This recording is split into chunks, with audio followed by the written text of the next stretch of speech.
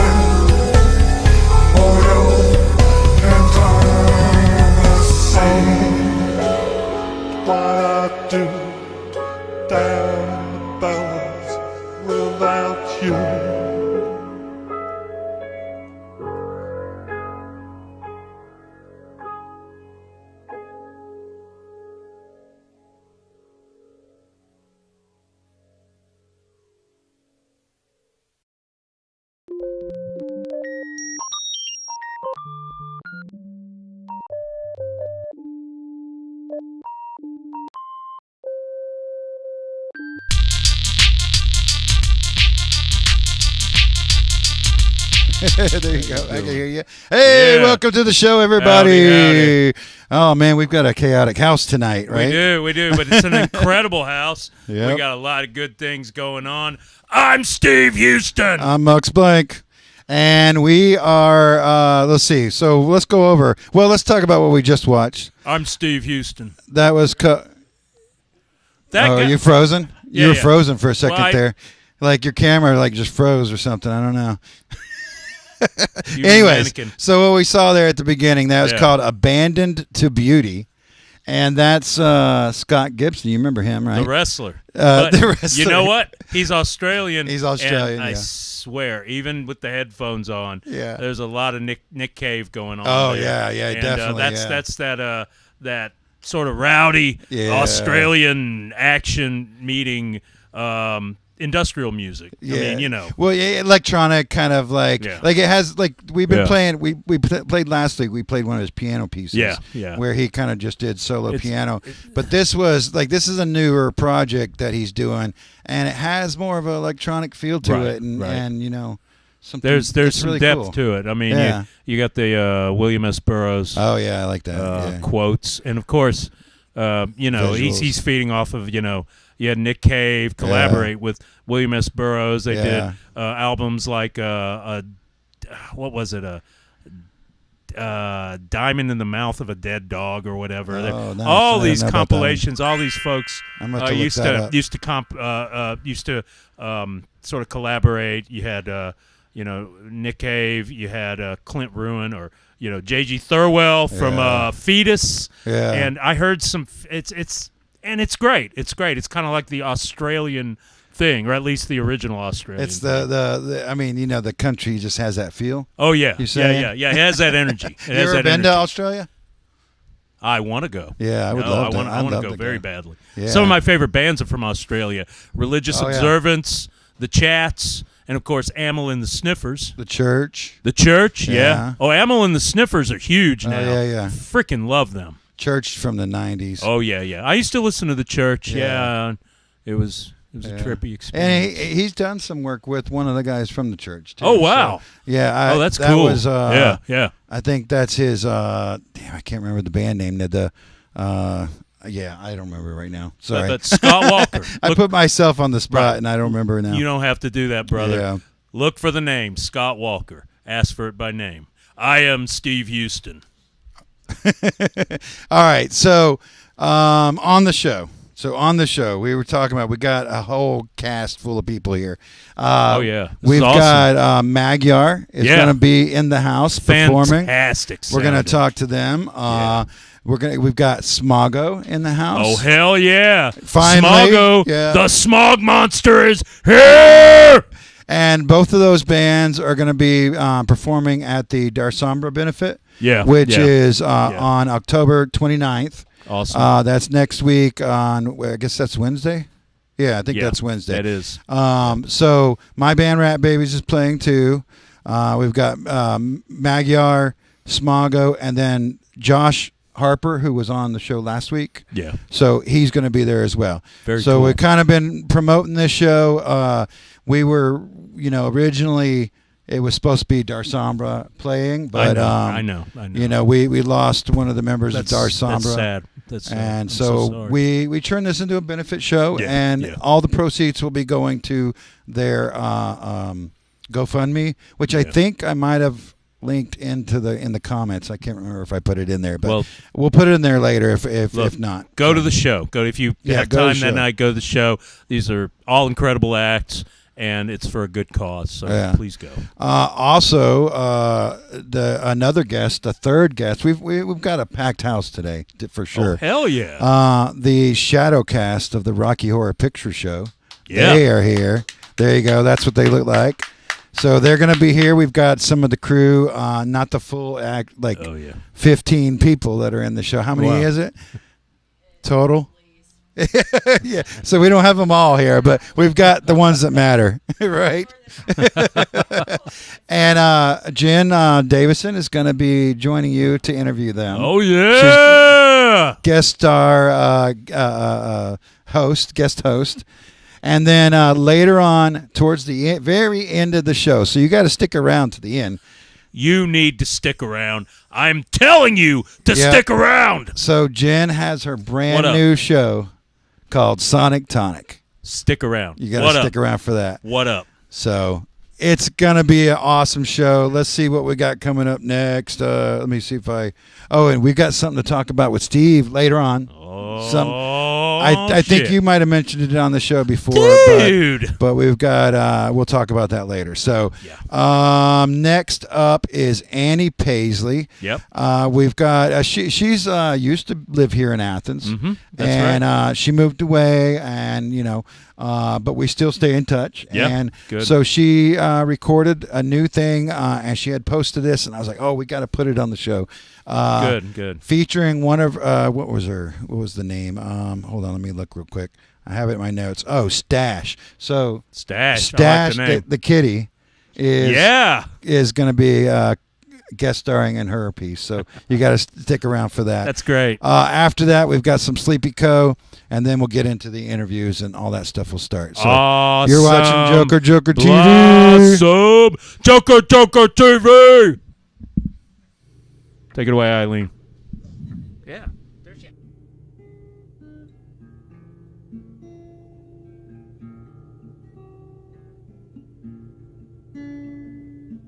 I can tell you now. I can tell you now.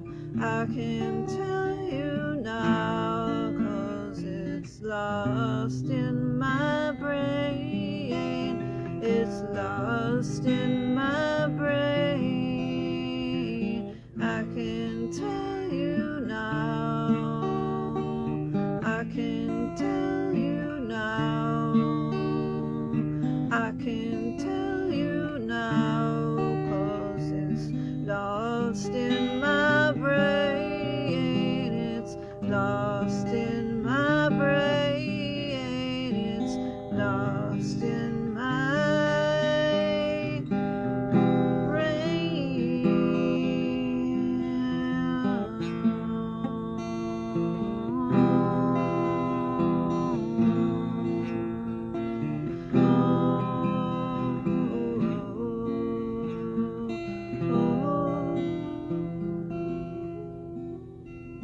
I can tell you now. I can tell you now. I can tell you now, 'cause it's lost in my brain. It's lost in my brain. It's lost in my brain. It's lost in my brain.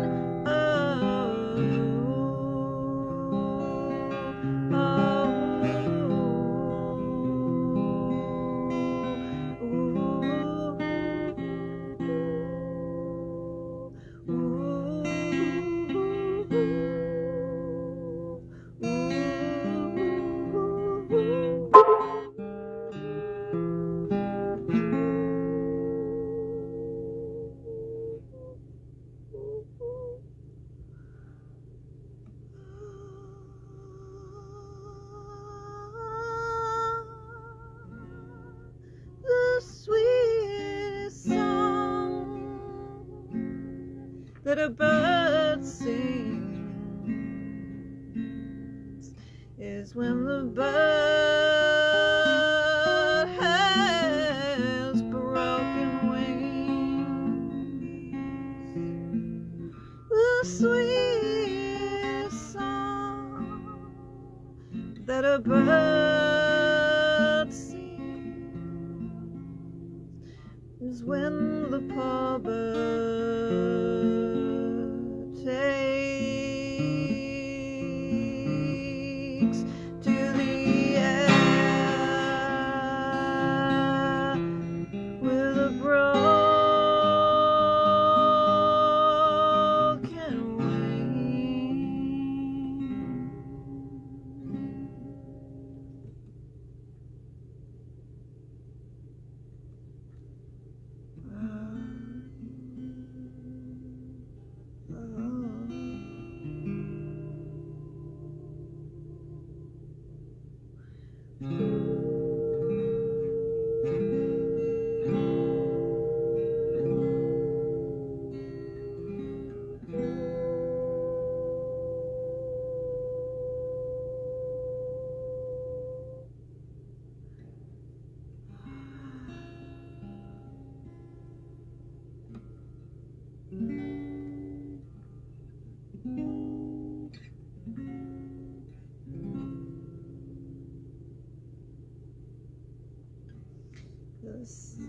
The saddest song you'll ever hear is when there's nothing left but fear. Don't fear.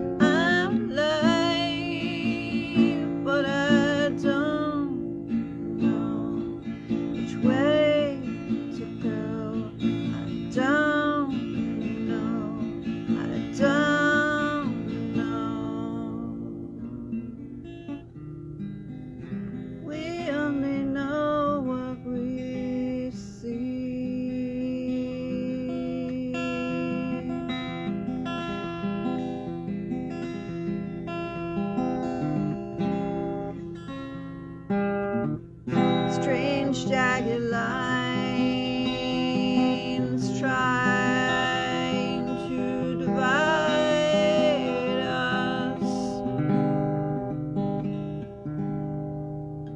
keeping us in line, but what's inside us will never walk that line. They can't divide us.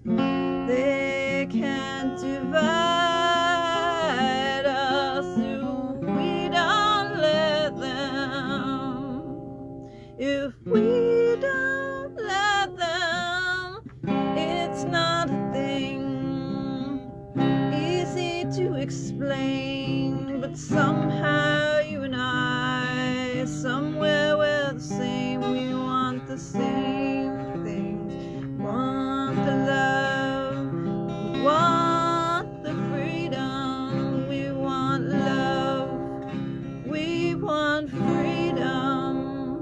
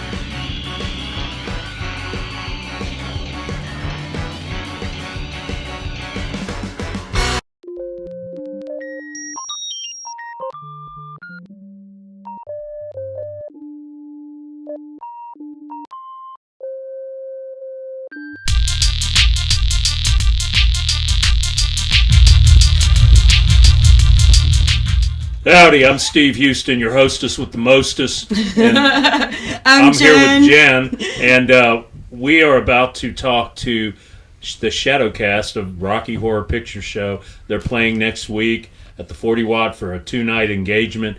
You should check it out. Rocky Horror Picture Show is iconic, and I believe this is going to be absolutely amazing. It's going to be phenomenal. So, hey guys, I'm Jen. I know that you may have met me in the future. Full disclosure, Brad, the person playing Brad, is my husband. So, I do know him. I know him in the biblical way. I know him deeply. That's right. Okay, the other two not so much, but on a lighter way I know them. I know them less so. Yes. So, okay, we have James Davidson here, and he's playing the role of Brad. And now, y'all introduce yourselves, please. I'm doing this in character.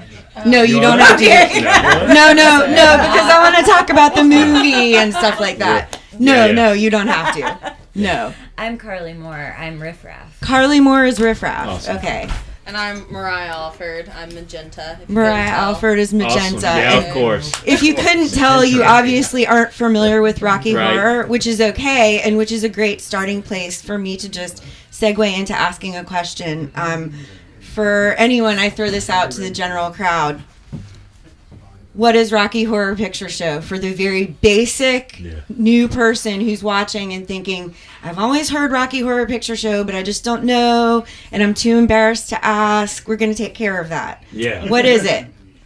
Queer cult classic murder mystery meets aliens ? Yes, that's absolutely the best descriptor ever. That's great. Absolutely the best descriptor ever. And it's a film. It is a film, too. It's a film, and actually the film came out in 1975, which happens to be the year that I was born. So it's a cult classic. Yes. And another question, I can't really typify what it is. It's kind of what Magenta said. Plus, we're partying and raising hell. And what's your first? Bring your telephone. What's your first and/or classic Rocky Horror Picture Show experience? What was it like? Yes. I mean, I know mine. Mine was Gumby's Pizza in Athens. They had a big festival, and we got there were substances involved, and things happened, and we just had a lot of fun. And people were dressed to the nines. Oh, they had all the characters were there. It's an experience. That's it really is an important experience. about it. Yeah. So let's turn this over to Brad. Brad, what was your first time ever watching the Rocky Horror Show that you remember? Oh, I remember it well. I think it was the summer I turned 15, I think. And wow. I had a friend that was 2 years older than me, and he had a brother that was 2 years older than him. So stuff started trickling down to us. Okay. And he had discovered Rocky Horror sometime in that year, and he insisted that we come with him. Okay. And this is in Dallas, and we actually went to the play a lot too, and the way they had it worked out, the Dallas Alliance Theater put on the play. It was an openly gay theater in Dallas, Texas at a time that wasn't really probably safe. Okay. So it was cool, like experimental theater in a way, and they were doing Rocky Horror, and they had it timed out to where you could go to that and then still make the midnight movie, which wasn't that far away. So we had doubled it. And we did that all summer long, and it was just a blast. And I was prepared for it. Back then, there was no VHS tape. They took a long time before they agreed to do that. So the only way to see it was to go to the movie, but there was an album, the audience participation album. Right. And I listened to that to death because I didn't want to embarrass myself my first time going. So I wanted to know the callbacks. So I learned the callbacks. I mean, it's kind of cheating, but not nearly as bad as you could cheat now. Well, no, that's very true. Yeah. So that's a really great story for how it started in Dallas, Texas for you. Yeah. And that's a good point. There are experts at Rocky Horror who coached me and my friends who are just going to a place to drink a bunch of beer and get wasted, what to say and how to kind of be part of the experience. How to present yourself as part of the audience. Absolutely. Okay, so I want to go back to talking a little bit about audience participation, but I also want to answer Steve's question myself because I have an interesting story for how I saw Rocky Horror for the first time. The first time that I saw Rocky Horror, I was in my pajamas and it was very late at night, like 10:30 on a weekday when I had high school. My mom and someone I've never met before in my entire life proceeded to walk into my bedroom and say, "Surprise, this is BBYO, the kid, this is a youth group, and we're kidnapping you to take you on a surprise adventure." So in the pajamas, I was taken to a religious youth group event that was sanctioned evidently by my parents, and we were taken to, I cannot remember which theater it was, so I don't want to mistake it. But it was a really big deal, and it was in downtown, and that's not where we lived, and there were other kids like that with me too. Mm-hmm. And at the door to get in, I'll never forget, they asked, "Are you a virgin?" I am a virgin. Yes, like, how could they tell? Was there a check? Why would they send me to a religious org when they were gonna? So they asked if I was a virgin. I said yes, and a stranger wrote V in bright red lipstick on my forehead. They made us sit at the front, anyone who had a V, not just the kids, but anyone in the audience. And so we sat right in the front row and saw everybody performing. And that was my first experience. And I was mortified because I kept being like, why do they need to know I'm a virgin? I don't understand. Like, I don't get that. Yeah. But I was. And so I reported dutifully that I was. And they wrote V on my head for me. That's a cool church. Right. A synagogue. Right.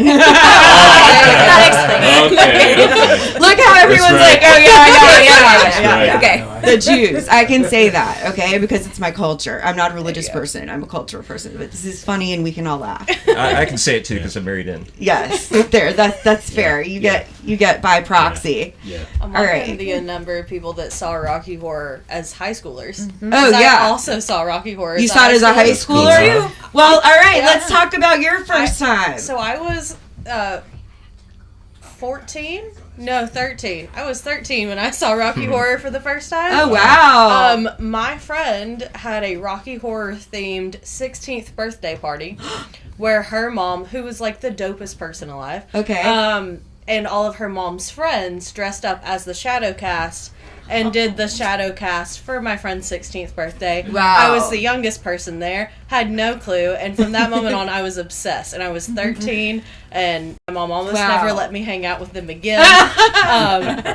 And now here I am. So, yeah, I was 13, though, at a 16th birthday party. That's pretty amazing. Yeah. So thank you for sharing that. Riff Raff, you want to share your story, too? We can't miss out on yours. Mine was just a sleepover. It didn't have all the accoutrements. Oh, okay. But so it was on like a disc, or you you saw it at home. Okay. Yes. So it was with some girls in my high school. My one friend Haley had like the coolest parents, and like they had seen it in their teens, and they were like, "We're gonna watch it." And so my first high school boyfriend, he called my best friend Magenta because of the way she talked. And I was intrigued, and I was like, what does that mean, what magenta? Does that mean? The and color magenta? Yeah. And I was introduced to it that way, and and then I grew up into a upstanding adult. Clearly. And, now it's my passion. That's absolutely fantastic. Awesome. That's a great story. So we've covered how all of us got involved in loving the Rocky Horror. And so many people did it when they were teenagers. Yes. I mean, I was... So a rite of passage for not only queer rights, but I want to say that just in general, the mainstreaming of talking about sexuality or showing it that way and having it be overt but also funny was very new. And as James said, that's cool. Back in our day, we could not see it on VHS or at home. We didn't have that opportunity, Riff Raff. We were just carted off with the BBYO people to go see it at the theater. And when they did finally put it out on VHS, the longtime fans were kind of pissed. Yeah, they were. I remember that. You're like, now y'all have it too easy now. And what we did was we had that thing at Gumby's Pizza in the 90s. And with Toki sticks. Yeah. That's... I don't know if I win, quote unquote, but I had pokey sticks. Yeah, you and win. I had pizza and lots of other things. Yes, I'm sure we have some viewers who miss the Pokey Sticks with ranch, just like Oh, I do. oh my Yeah, gosh, I miss the come on. Gumbies and Pokey Sticks with Oh ranch. my God. Yep, Jesus. back in the day I ate all that and I thought it was great. Oh, it was. You get all the box cut, the little coupons off the box, and you get 10, and then you get a free one because we were all shiftless, poor, hungry, poor punks who were eating off of free pizza, and it was so great. So okay, pizza and things like that. Yes, I know. I'm so sorry. So I want to ask also shifting, because if I don't, I'm going to think about how hungry I am. Uh-oh. Yes. I want to ask a little bit about what it's like to have audience participation while you're performing live. Oh, man. Who would like to address what it's like to have audience participation while you're live performing? Okay, I want to asshole. Okay. You can say fuck. You can say anything you want to say. That's just his name. Yeah. He is an asshole. Yeah, he's an asshole. Now, I have one comment kind of related, like on the subject of audience participation. One of the hardest things for me being that I just have watched the movie so many times is not saying the callbacks when I'm not supposed to, like being on stage. I'm supposed to be my own character, and I keep wanting to yell them out. Because you're so used to being in the audience. It's like that the it's dialogue. second It's like nature. equal to the dialogue. Like, so you have a muscle memory for the dialogue I have to stifle that in the performances. I absolutely have to. So you're stifling it. And I don't try to stifle it in rehearsals as much, and it's just amazing how it comes out. It's like I remember the callback. It's just automatic. Right? Yeah. Magenta, what do you think about having an audience in front of you live? So for me, it's hard because Magenta's so like serious and like kind of creepy, right? And I find so much joy in the callbacks that it's so hard for me to stay in character and stay serious. Do you want to giggle a little bit? Oh, all the fucking time, and I can't because that's not what Magenta would do. She doesn't laugh, and I'm a very laughy person, right? But I will say it just makes me want to perform more. Okay, I'm a pretty reserved person in life, and then I get on the stage, and especially once callbacks are going, like I will throw myself off of a stage if it gets a good callback, or like if it like improves audience participation. Please do not. It will not. Don't hurt yourself, but I feel that. Yeah. Yes, absolutely. Like normal life versus you kind of Hulk out on stage. Oh, exactly. Especially when the audience is like, they want more at a rock horror show. They're like, so like, okay, I'll jump off the stage, I'll rip off my wig, whatever gets a good reaction, that I will do. Yeah. Okay. I mean, at my Gumby experience, we had half naked people, which was weird. We're just like, what? It's not that weird for Gumbies though. I mean, depending on how late at night it gets at Gumbies. People playing pool, stuff Gumbies like that. needs to come back. Come back, Gumbies. I know, please, Gumbies, we miss you. Needs to be in this show. They're not paying for this, but we really love them. Yes, they had Rocky Horror Picture Show. My God. Yes, absolutely. While we're on the subject of Gumbies, let's talk more about Gumbies. There's got to be a restaurant out there somewhere that wants to serve us pizza in exchange for some sort of sponsorship on the show. Isn't there should be. We do have craft services available. Are you listening out there in TV? Yeah, we have listen to the man here. Do this. You know how to contact us. Think of the exposure. Think of the exposure. Joker TV. It's time to go big time. Yes. Right here, right now. I am Steve Houston. We will put your restaurant merch on the coffin. Absolutely. That's right. Yes. And then the meatloaf will fly out, and everyone that will sounds say, "Wait phenomenal." a second, I absolutely love that. That sounds phenomenal. We love it. We love it. It's given to our impulses here, please. Very cool. So, okay, another thing I want to ask, maybe I'll address to Riff Raff possibly, is I want to talk about what it's like being a part of an ensemble cast that you already got to participate with last year. That's different than if you just get cast in a role and you don't get to spend time with a lot of the same characters that you got to see last year.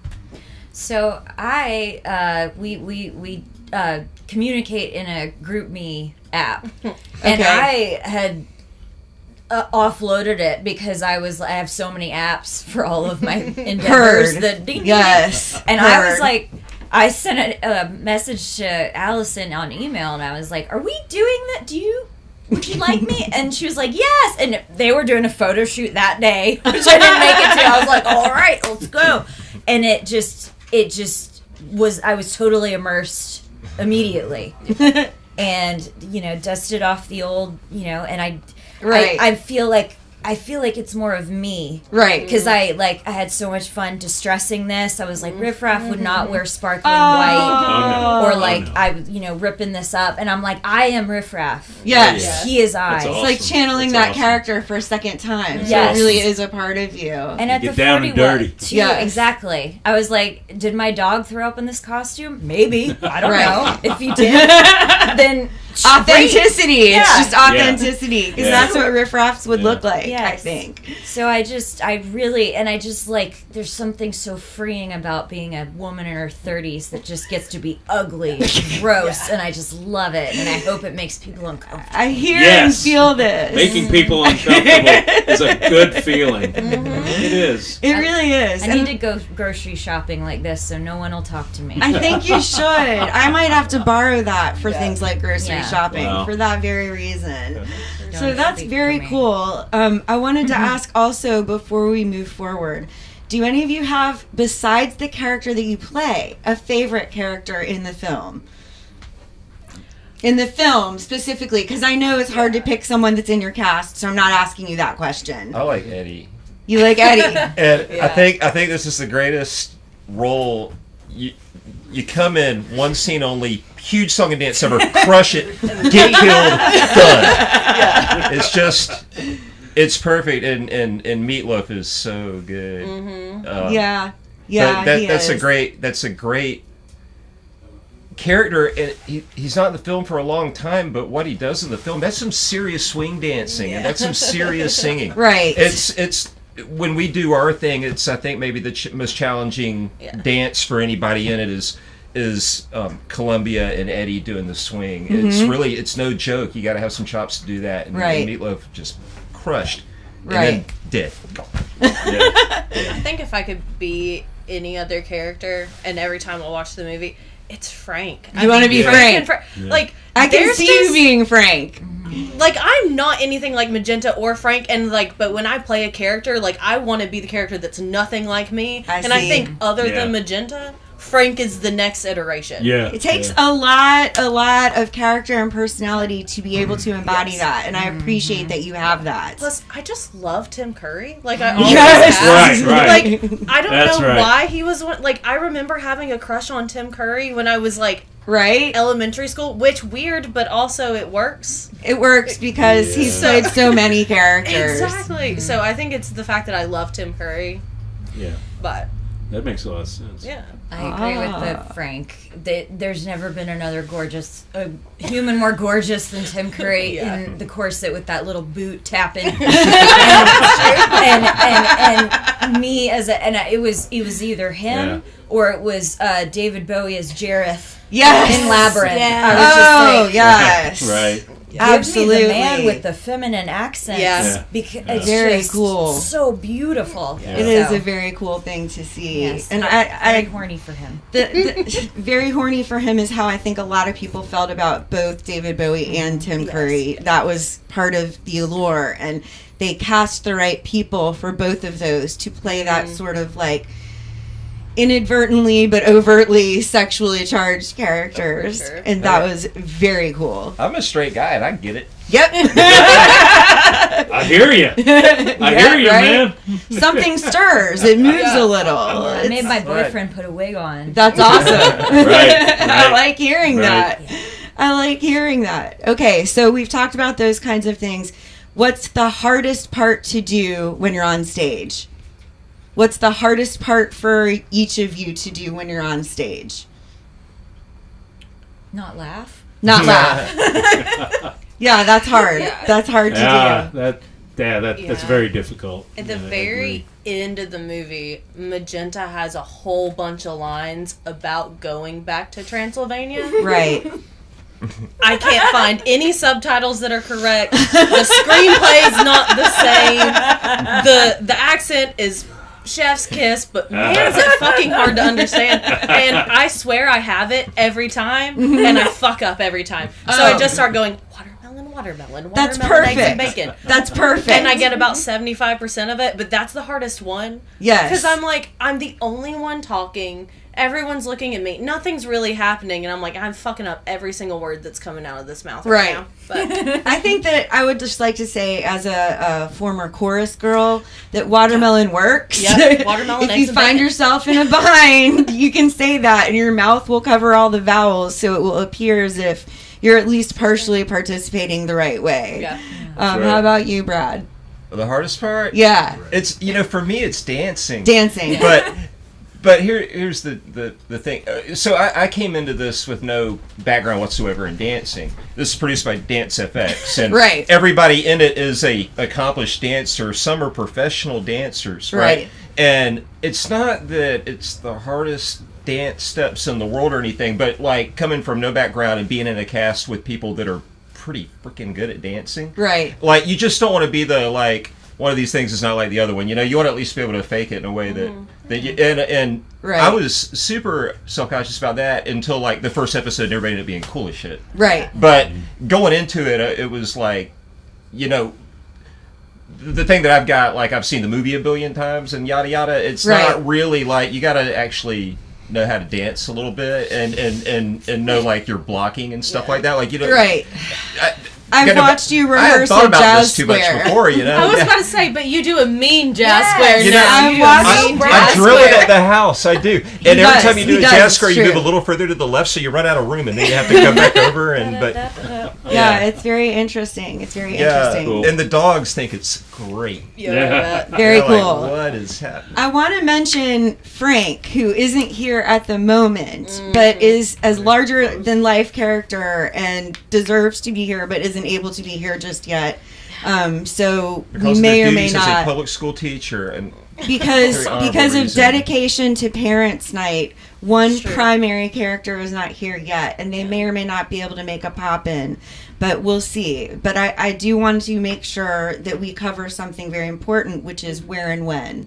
I want to talk about the where and when of the event. So who wants to cover? I can't. So the main shows are going to be October 28th and 29th, which is next Tuesday and Wednesday at the 40 Watt. Yes. Which is super exciting. Yes. I believe the show starts at 8. Okay, that was one of my questions, was who knows what time. At 7. Doors open at 7 at the 40 Watt, and 8 p.m. is when the show starts. So you have time to hit the bar. And is it true that they will have little kits available to people? Yes, we will have prop bags available. We are also going to be doing a costume contest. Oh, right on, the costume contest. Yes, we get to and do the Grail is sponsoring that, right? Yes. Okay, I saw something about that on Insta. Yeah, so shout out to the Grail. The Grail. For sure. Awesome. Excellent. And then if you want a sneak peek, this Saturday at Wild Rumpus, we will be performing after the parade. Awesome. At the second stage in front of the Morton, we'll be doing some of the pieces from the show as well. So so we're going to see a few numbers that are going to be available at the Wild Rumpus, which for those of you who live under a rock and don't know, the Wild Rumpus is this Saturday. It's the biggest, most fun costume party you could imagine participating in. And it happens in the streets of Athens, Georgia. And it's, in my opinion, superior to Mardi Gras. It may be a smaller event, but it's better. Bold. That is fun. That it's is more quite fun. a statement right there. Wow. It's more fun to me. Yeah. That's sincere, but I love my town. I have deep Athenian pride. I'm an elder town. There you go. Yeah, seriously. Like, you can hear there's sirens in the background. They're coming to get me for making my bold statement. Here we are. All right. So I think that right now what I'm going to do is wrap up here, and we're going to make sure that we mention who's up next, which is Smoggo. Yep. So coming up next is going to be Smoggo. Right. And we missed that we don't have Frank here with us, but a great character. We're gonna next see, before Smoggo, you need to stick around for Smoggo. We'll talk about Smoggo later. Yeah, we will. Right after this, we're going to see a new video from Distaster called New Normal. Distaster is an old buddy of mine, John Lester, who's super talented, and he's doing some crazy stuff out there. You should check it out. Buy his records. Super great songwriter. John, you hear me? All right. Distaster. Excellent. Distaster. Take it away, Eileen. Get some sponsors. Woo woo. Thank you so much. We love you, Rocky Horror. Yes, we do. Buy tickets. Buy tickets. Please buy merch. tickets. We have merch too. Oh, yeah. Good merch. Oh, yeah. All right, do switch over. Damn, I was hoping he was going to show up. I tried to solve A routine.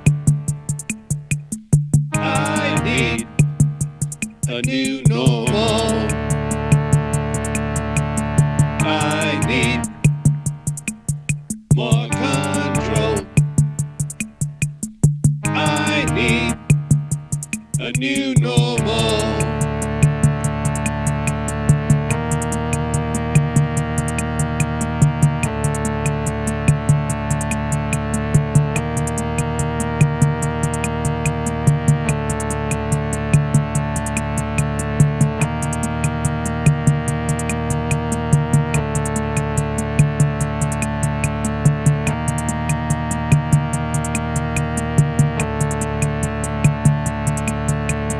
This is false comfort.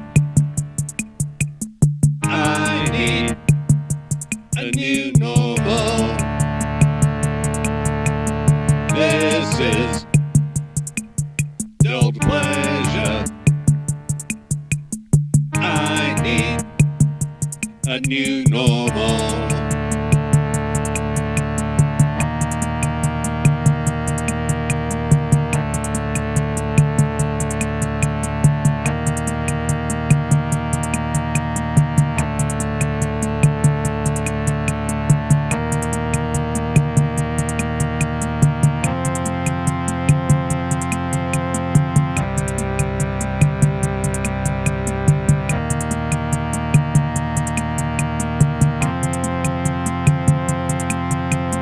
Diet regimen. I need a new normal. I'll take a pay cut. I need a new normal. I want control. I need a new normal.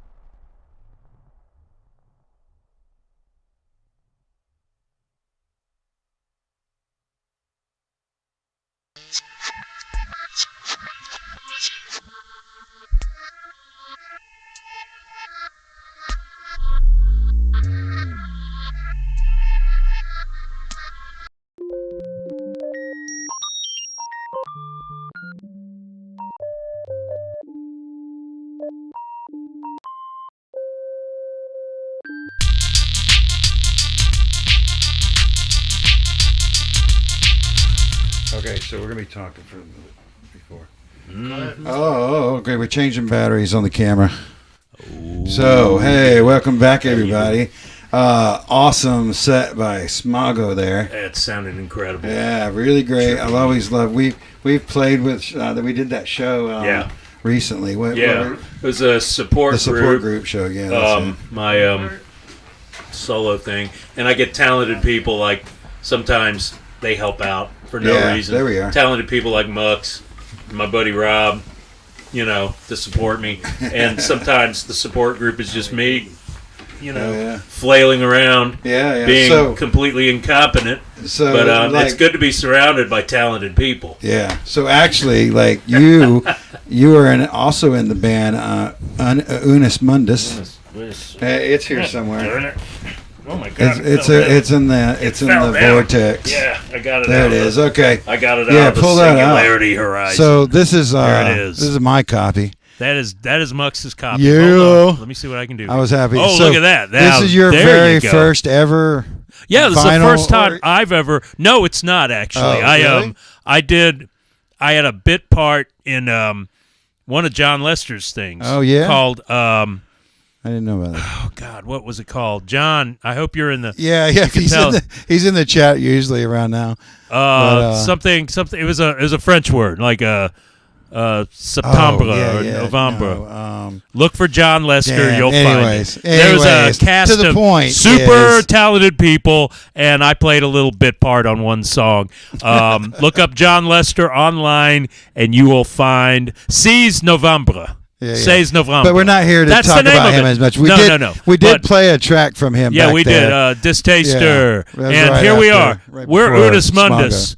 And this is our new single. It's available at Wuxtree and Low Yo-Yo in Athens. I was going to ask that. And for now, all we're doing is Bandcamp and buy a record at one of our shows. We're going to be playing the record release on November 14th at Redline in Athens. And, really? Oh, yeah, hell yeah. Wait, what was the date? November 14th. It's a Friday. Okay. So you college kids can get out. And we're going to be raising hell for this little badass right here, which is called Take Yourself Out and so DMMKY. Give it to me. And we got... we managed to get Dale Crover on it. I was going to look at it. I thought I saw on here it says weird. Dale Crover's drums on Take Yourself Out. Yeah. Nice. Recorded where? Toshi Kasai, the producer of the Melvins, did it. Yeah. But what you can do is sometimes Dale Crover will hire it. It's like, okay, they're in between tours. He's like, I want to work. So he'll hire himself out to punk rock bands and metal bands, and we'll go broke to pay him, because he's a professional, and we want to do that. And he liked us enough, I guess, or maybe just like the work. He liked taking your money. That's right. He liked taking the money. He might have thought we sucked, but he did an incredible part. I don't have a record player. And on the second side, there's an incredible drum part from Peter McCarron, our actual drummer. Peter? The actual guy. Peter's on that Peter is on side B. Nice. Or the second side. There's no side A or not a side B, man. Because it's all the fucking same. I haven't pulled it out of the plastic all chaos and entropy. Nice. Baby. Anyway, so it's a beautiful, not colorful record. Don't show them the record. And play it, crank it to 11. But no, the front is definitely clever. What is that picture? That's something I actually took off of public domain. So it was legal. That's kind of how you do your videos anyway. Sometimes I have my own, but sometimes I add in. Anyway, that's some fruit, and it's kind of a takeoff on Bullhead by the Melvins. Because they had fruit, and then it's just like horrendous, just badass, incredible monolithic fucking sludge doom metal. Yeah. You know that was this is written mostly by Rob, right? Doom metal. What? The second song was the written second by song Rob? was written by Rob Fleur, DMMKY. Nice. That's right. Nice. It's a good one. Well, it's a cool. rocker. You need to get right. this little disc. Get in touch with me. Get in touch with Joker Joker TV. Ask for it by name. Going back in the vortex. My name is Steve Houston. Back to the vortex. All right. For So you. enough about you now. But thank you for getting me a copy of that. Yes, sir. For $0 and 0 I have cents. let's see. Before we get into what's coming up, I got one or two more announcements here. So we got Akeem Martin. Everybody knows him. He's been on the show. It's been a while now since he's been on the show, but he's been on the show and he sent us a lot of artists to check out that we show off on the show. Anyway, he is going to be back on WUOG this Saturday. Right. Let's see. What's the times there? 2 p.m. to 4 p.m. Awesome. Yes. This Saturday. And then he's got a show coming up in December called We Are the South. So we kind of missed. He had a show I think it was just last weekend. What day is that going to be in December? What day and what's the venue? Stay tuned. Stay tuned. You have to check back. It's folks. in December. You have to check back here next week. I didn't write that part down. That's right. Sorry. Just keep. They need to keep checking. We'll back. talk about it. They again. need to keep checking back. We'll talk. They about just it, yeah. need to keep watching. Exactly. That's Every it. week. Every week. We are on every week. Right. If you don't That's already know that. Most of the people in the chat, I see Milyssa Rose is in there. Nice. Oh yeah. We got some active. All right, activity. so that was all the messages I had to get out of the way before we moved on. Oh, yeah. We have one more guest in the house. In the house. And right they are going to be playing live at the Dar Sombra benefit show on October 29th. Magyar is in the house. We're not. Howdy. Our cameras aren't. Here we go. Look at that. We're going to get this adjusted. The system did a little glitch, and we're getting it fixed here. I'll get it over here. Welcome to the show. Thanks for having us. You got that turned up? All right. Yes. All right. Woo! Happy to be here. Hey! It's been pretty chaotic tonight. So. Oh yeah. When isn't it? I like it. I like these. Well, there's some nice stuff. There's nothing going on here. All right. So, welcome to the show. Welcome. Let you guys go down the row and say who you are and what you do in the band, and then we'll go from there. Yeah.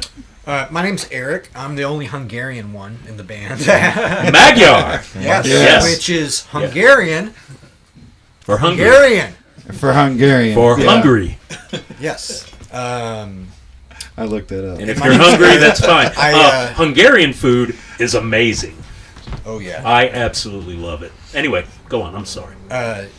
No, you got me thinking about food, man. Yeah, I know. They were talking about pizza earlier. I know. I've been thinking about food the whole time. Burka and chicken paprikash. And Oh gosh. I actually never ate goulash. Ooh, But really? anywho, I play guitar and bass in the bands. Cool. And At the same time? Yeah. Okay. At times. Nice. Not tonight, though. Not tonight. Okay. It was a secret. Yeah. And this is my boy Keith. I'm Keith. Keith, what's up? Yeah. So same thing, guitar and bass. I think we're doing 3 songs later. Okay. Yeah. All right. So I'll be on bass for 2 of them. We're gonna swap. Oh, nice. Okay. So in the middle of the set, you switch back and forth. Yeah, we nice. change things up.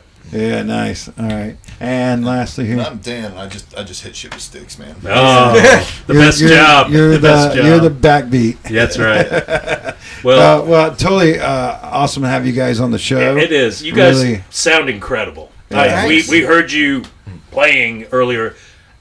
It blew me away. Yeah. I mean, that was tight and wild and rocking and weird and all that good stuff. Yeah. Could you maybe let us know what some of your influences are, whether they be musical or non-musical? Sure. Musically, very much influenced by post-rock and shoegaze, mostly shoegaze. Oh, yeah. With the soundscapes we come up with. Us being instrumental, we're kind of forced into the genre of post-rock. But it's a title that I'm fine with. Why not? Yeah, you guys have that video on the Athens GA live music channel Yeah. That you sent me a link to.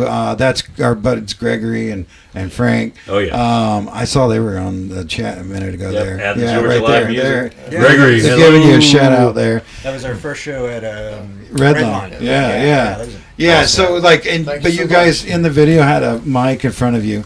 And it was like for you to talk between the set, you know. Mm-hmm. So at first I didn't get that it was instrumental only, you know. So like, how do you like not have vocals? I mean, what fills that like gap there, or do you even see it as a gap? Well, preparedness. Like I have some lyrics and an idea how to do the vocals, but it's not ready yet. Oh yeah. And you know, I think everybody deserves to not see the process, but work in progress. Yeah. People it will develop. It'll continue to develop. Yeah. Yeah.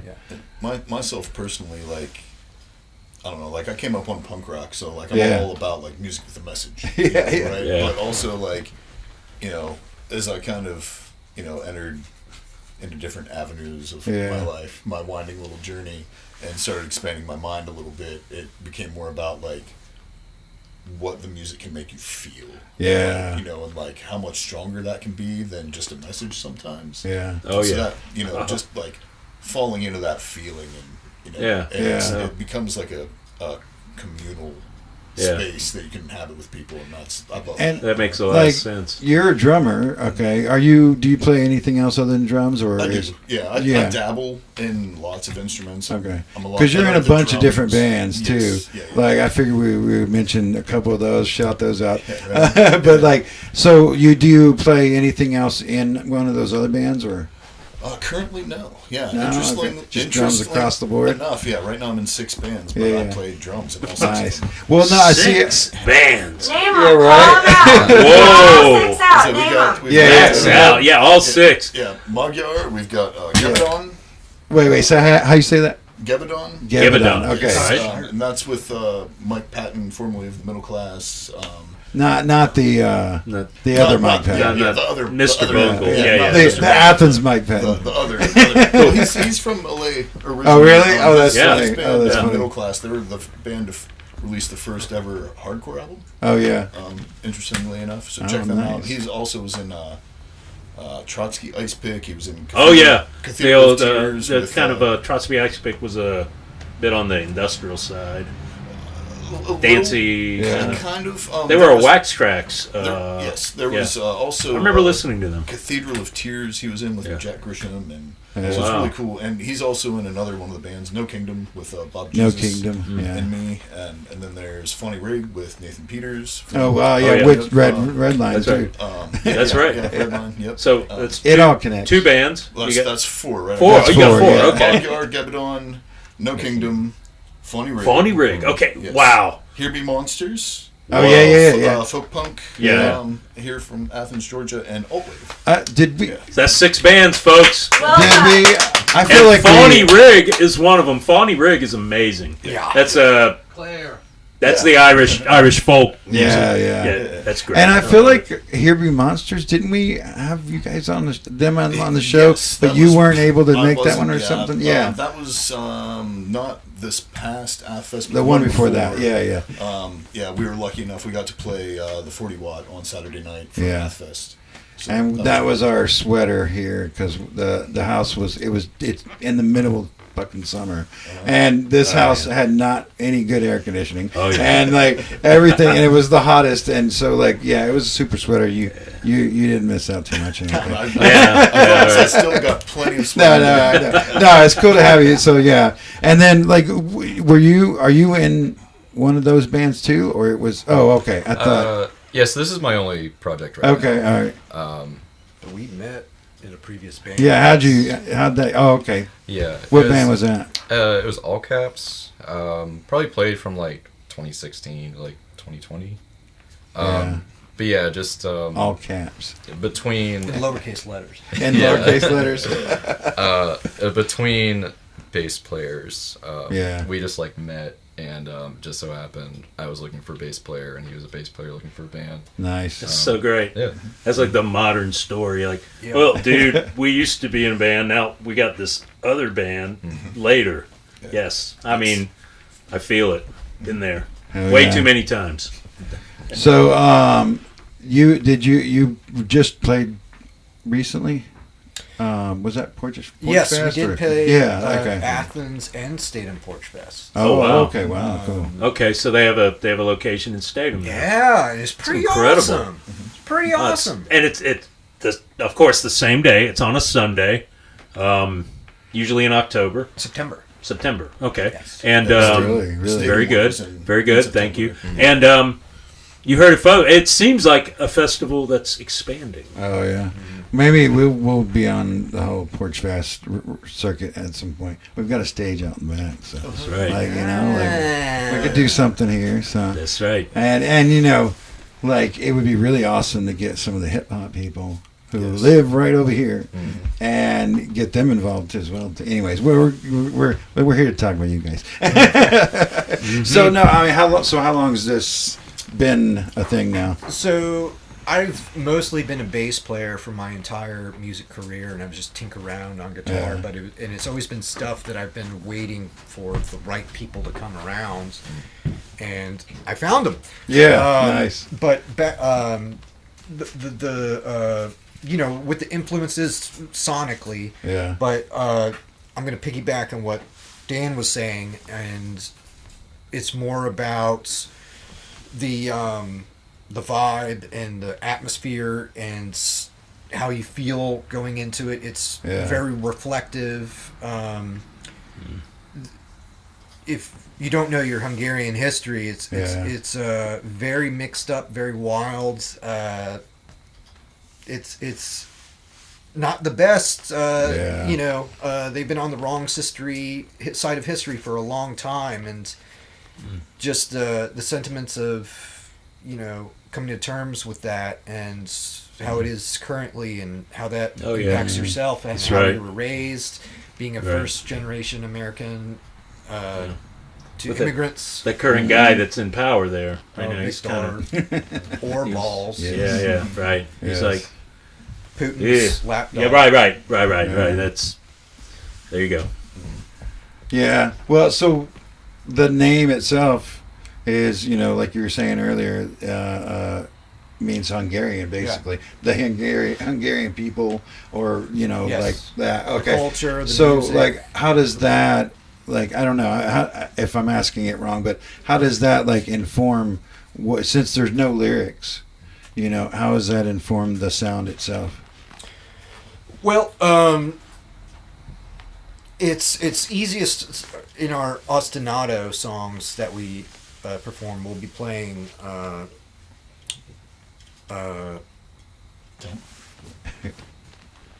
what not the first two songs. Tap shoes, tap dance, tap. Wait, Lekvar? No. Tap shoes. Tap shoes. That's Tap the shoes. song. Okay. It's more apparent in the songs that I play bass. Yeah. But it still goes through our songs. It's movements that change to different emotions. Yeah, and it's kind of that's exactly what I'm talking about too. It's like because you don't have the lyrics to guide that. Yeah. And I don't know. I've never been in just that other than sort of my experimental stuff. Sure. Right. And so I understand that you're taking somebody on a journey, on a story that it just doesn't have the words. Right. And but that you feel it. That could probably be said for a lot of folk music, like Hungarian folk music, Polish, Lithuanian, German. Yeah. And we don't have it prepared, but I think we're going to have it for next week's show. Okay, on cool. the 29th at Cine. 29th at Cine. We have visuals that go along with us. That's a Friday, right? Okay. Friday the 29th. Wednesday. Yeah. Sorry about that. What kind of a visual? Wednesday, October 29th. At Cine. Be there. And doors open at 7. Show starts at 8. Show starts at 8. So it's a little bit earlier show. Sine does that. So right. It'll be done by 12, That's basically. Great. So and it's on early birds. Don't show up late and expect to see the show. It's on a Wednesday. Get off work. Go have something to eat. Go to Sine. Check out Magyar. Do that, and you'll be fine. So the visuals, what is it? It's a collection of images and that really inform the music of what I'm trying to, go through. And that'll be easier explained with lyrics, but as I said, I don't want to do them wrong. Yeah. Are you gonna put that together as sort of a like music video for the tracks or something like that? Eventually. Yeah. Let us know because we would like to show it off. And, on here. Yeah, and hopefully music videos as well. Yeah. We've got a lot of plans for that. Oh yeah. It's gonna be later rather than sooner, but after this, we're also playing the same week on Friday at Halloween at a Nowhere Bar. Oh yeah. Awesome. That's the Halloween show. What are you doing for that? Oh, we're going to be Goofy. Yeah. There you go. Not the Disney character, but... Now that is... All three of us. That is a Friday. That is a Friday. Yeah, that's Friday. Halloween day, night, really. They're going to be at the Nowhere Bar. It's going to be wild. I wasn't able to get the flyer up. I'm sorry. Well, I tried. Folks, just be there. And, give me some... I mean, it's a Friday, too. Magyar. It's going to be great. Who else is playing? Gimme Sabbath. So it's Gimme Sabbath's great. Band. I love him. I love that guy. Are you guys are doing a theme?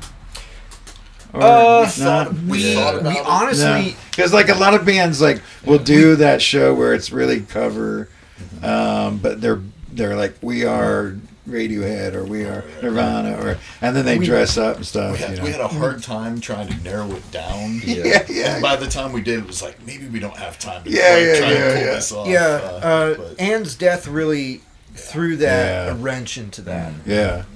And we were planning on doing a cover set of Police covers. Us being a 3-piece and other contenders were Minutemen. Yeah, Minutemen. What else? Low. Low. Yeah. So maybe next year. You never know. Yeah. Most likely. So you mentioned your visuals. Let's go ahead and throw it out there because this is new. I hadn't talked about this yet. But for the 29th show, I think was that you spearheading that? Like talking to okay. So we've got some visuals from Anne. Okay. And we worked with Brian. He gave me the list of what to show off and everything. But so we'll have those visuals. Yeah. Sort of behind all of us performing.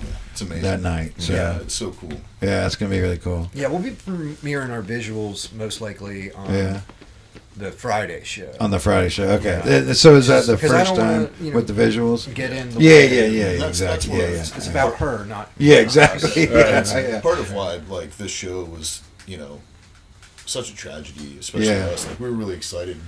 Not to just get to play with them, but also we're kind of an experimental instrumental band. I know. We do a lot of kind of improvisation, and it's all feeling based. We're tightening it up. We're gonna actually write songs at some point. But the visual element is something that we've from the very beginning we've talked about wanting to incorporate. And that's one of the things that I, had said to Brian, before the accident, all of this happened, was they always do. How much I was looking forward to, this is something that we want to do, and how I couldn't wait to see them do it, because they're top of the pile. And I mean, last time they played Sine, they bring their whole little get up thing, and. The Sine was, it's a movie theater, so they're like, we can project this on the big, and they're like, no, we fit it into this space, and so it's it's an installation with a performance, and this movie that's coming alive in ways, and so hopefully we can still kind of represent that by showing off some of her art and stuff like that. So I'm really glad that happened, but it is a sight. It was a sight to see. And Rat Baby's my band, and we would pretty much always play shows with them when they came into town. So we've known them. Shit, I don't know how long it's been. It's been years and years and years. So we had a lot of chance, and so when I was booking the show, like I just put the word out, like, hey, who's interested in being on the show, and you guys, I think. Was it you guys reached out to me, or I reached out to you first? Was that yeah? Yeah, I was like, hey, but like, we got to do this. Yeah. Like, this is exactly. And as soon as I listened to what you guys were doing, because I didn't know about you guys before, and so like I was like, oh, this is perfect, So, and so I'm glad you guys are still doing the show. Also, Smoggo, I think we mentioned that earlier, is going to be on the show too, and then Josh Harper from last week, he was on the show. Performed live, so if you guys missed that, go check that out. But yeah, it's going to be a really good night. I as far as a representation, I think of them and still honoring that memory, and so I'm glad you guys are doing it. I really appreciate it. So thank you for having me. Yeah, thank you. So you're gonna play a set here in a second. Yeah. Do you want to say anything more about that? Like what you said, you had song names for? Yeah, we got 3 songs. That 3 songs. Okay. Tonight. Do you have a release out that people can find yet? So, no. Okay. Can people get on your Bandcamp site? Yeah. What about the song? We're taking a break from shows. Yeah. November, December. Our next show after this Halloween gig is going to be late. Late January. There might be one December. We're not sure yet. Yeah. I talked to. We're going to be focused on recording and writing during those. Cool. Because we haven't been together for very long. Yeah. We didn't actually say how long that has been. It's only been a few months. Yeah. Wow. I've been working on it. Yeah. For years. Right. But like you said, you just joined recently, or yeah. I think to like kind of put in perspective. It's moved like really quickly because like I said, good friend with Eric here. Been in the work. Played before. Yeah. So I mean, we were meeting up, jamming maybe like once a week, every other week, or maybe just to hang out, watch a movie or something. Whatever. Yeah. And I don't know. At the time, didn't feel very serious. And then then it was like, oh, like I have a show booked. Yeah. Like we didn't have songs. There you go. We didn't have a drummer. No, this is awesome. Though. Got real quick. I mean, you're seasoned, as far as being musicians and stuff like that. But so this is sort of more of a newer part of that, though. So it's cool. I'm glad you guys are able to come on this early in your thing. Yeah. So let's get to it. Let's let you guys play. Stick around and listen to Magyar. We're gonna play a track from Lenora Post Punk out of Mexico. Kind of a goth band out of Mexico. We played them on the show a long time ago, but they're good. We're playing something there. So that'll give you guys time to switch over. But we'll be right back with Magyar live in the studio. Stick around. Stick around.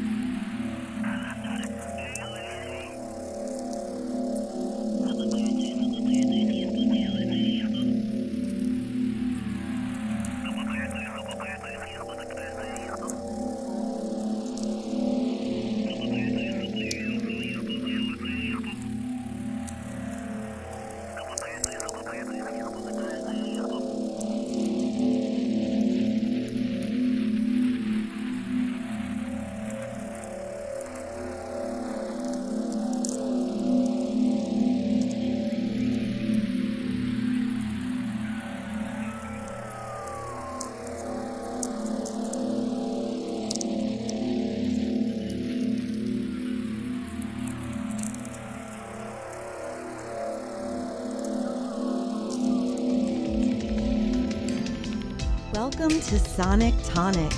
Join me, Jen Davidson, on a peaceful night journey into relaxation and calm. Unwind with soft reading and chill vibes in this lushly soothing indie show.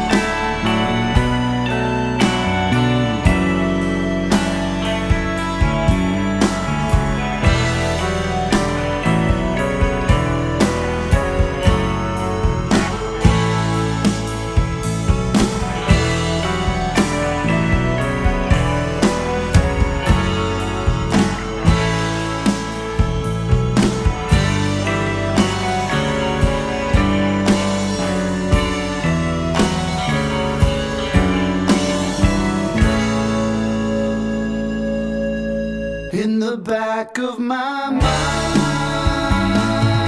it's hanging there,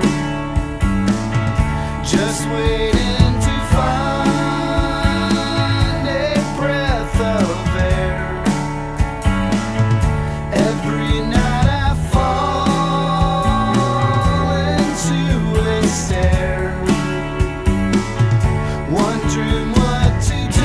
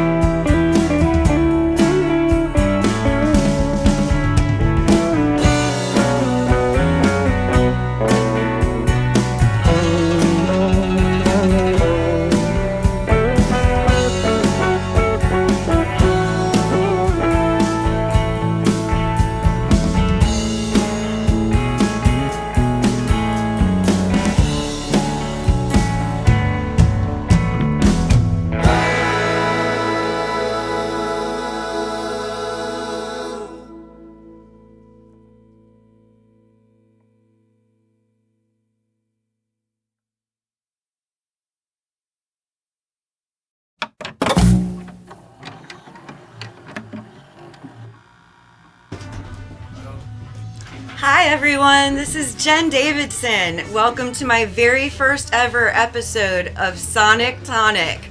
I am here tonight in Athens, Georgia, and for those of you who don't know me, I just go by Jen, and I am an artist, a townie, and an art member of the 13 Collective.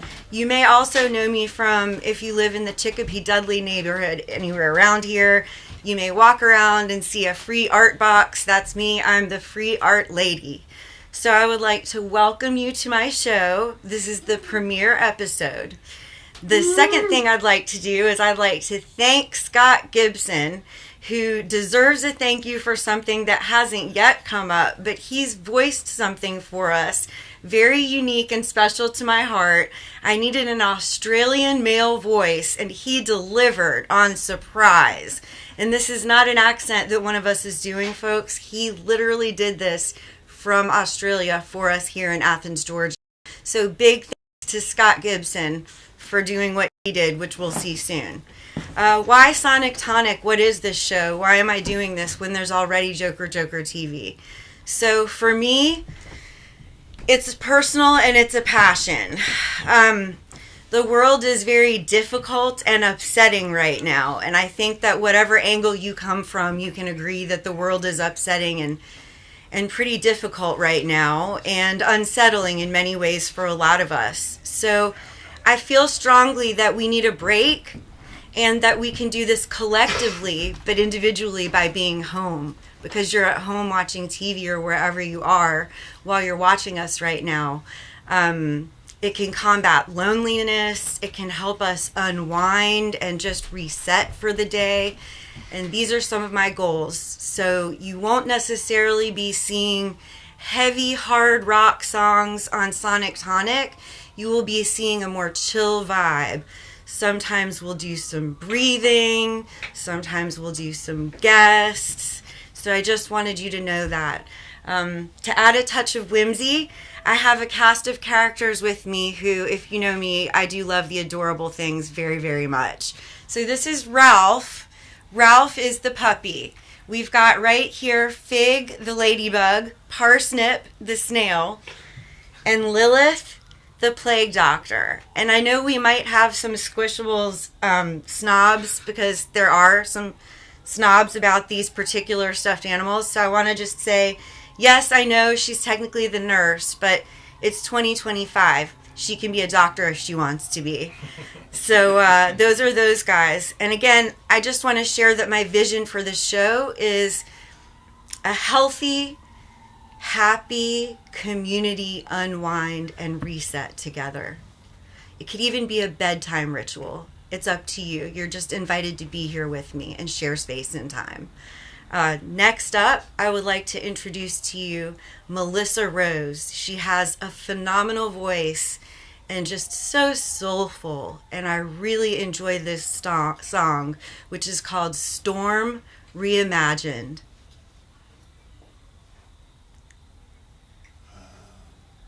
Next one.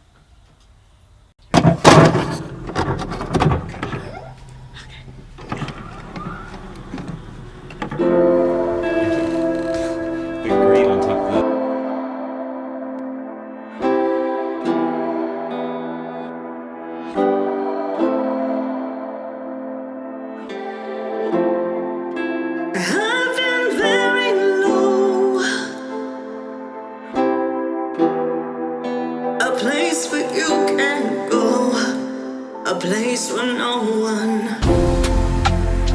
showed me. I've compromised myself, hid my life with lies. I can't get out of my storm. I can't get out of my storm.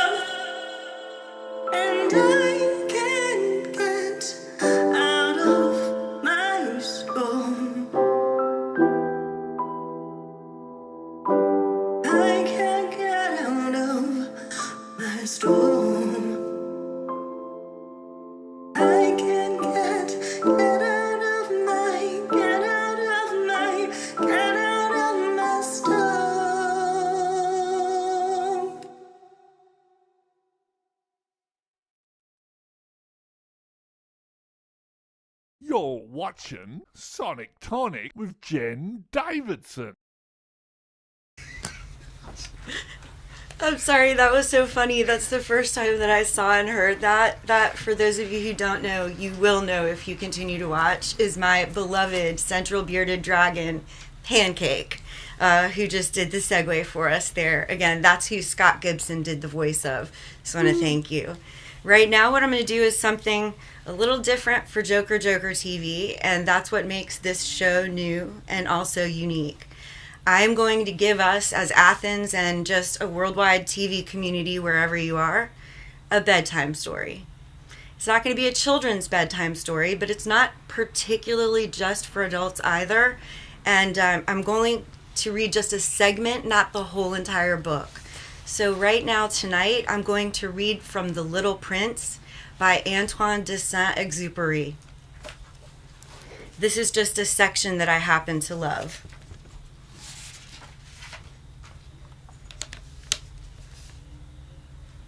"Goodbye," said the fox. "And now here is my secret. A very simple secret. It is only with the heart that one can see rightly. What is essential is invisible to the eye." "What is essential is invisible to the eye," the little prince repeated, so that he would be sure to remember. "It is the time that you have wasted for your rose that makes your rose so important. It is the time I have wasted for my rose," said the little prince softly, so that he would be sure to remember. "Men have forgotten this truth," said the fox, "but you must not forget it. You become responsible forever for what you have tamed. You are responsible for your rose." "I am responsible for my rose," the little prince repeated, so that he would be sure to remember. Then the fox fell quiet, and he looked at the little prince for a long time. "Ah," he said softly, "I shall weep." "It's your own fault," said the little prince. "I never wished you any harm, but you wanted me to tame you." "Yes, that is so," said the fox. "But now you're going to cry." "Yes, that is so," said the fox. "Then it has done you no good at all." "It has done me good," said the fox, "because of the color of the wheat fields." Then he added, "Go and look again at the roses. You will understand now that yours is unique in all the world. Then come back and say goodbye to me, and I will make you a present of a secret." The little prince went away to look again at the roses. "You are not at all like my rose," he said to them. "As yet, you are nothing. No one has tamed you, and you have tamed no one. You are beautiful, but you are empty. One could not die for you. Of course, an ordinary passerby would think my rose looked just like you. But in herself alone, she is more important than all of you together, since it is she that I have watered, she that I have put under the glass globe, she that I have sheltered behind the screen, she whose caterpillars I have killed, except for 2 or 3 that we saved to become butterflies. Or 3 that we saved, she that I have listened to when she grumbled or boasted, or even sometimes when she said nothing, because she is my rose." And he went back to the fox. "Goodbye," said the fox. "Goodbye," said the little prince. "And now here is my secret once more," said the fox. It is only with the heart that one can see rightly. What is essential is invisible to the eye.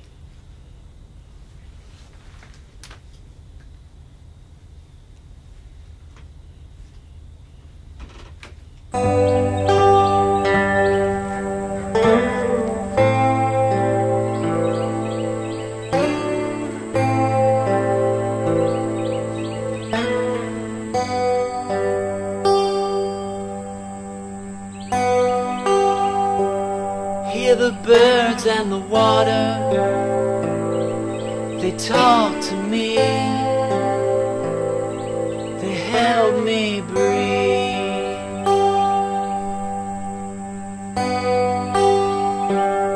By the birds in the water, I can be someone else, I can be myself.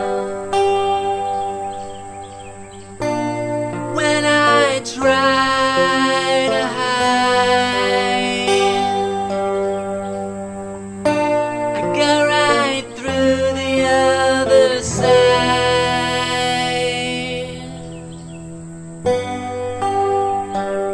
to the birds and the water, where I can think, where I can feel.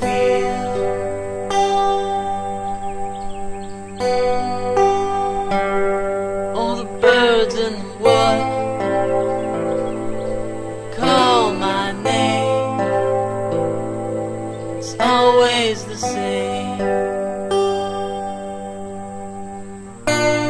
When I try to hide, I go right through the other side.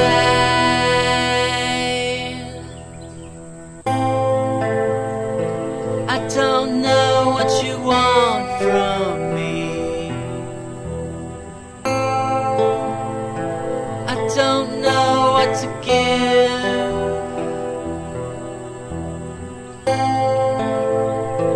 I don't know what you need from me. I just want to live.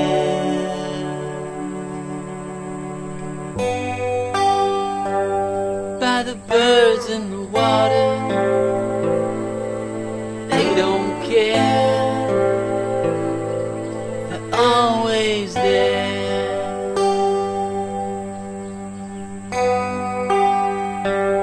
With the birds in the water, I can be someone else, I can be myself. When I try to hide,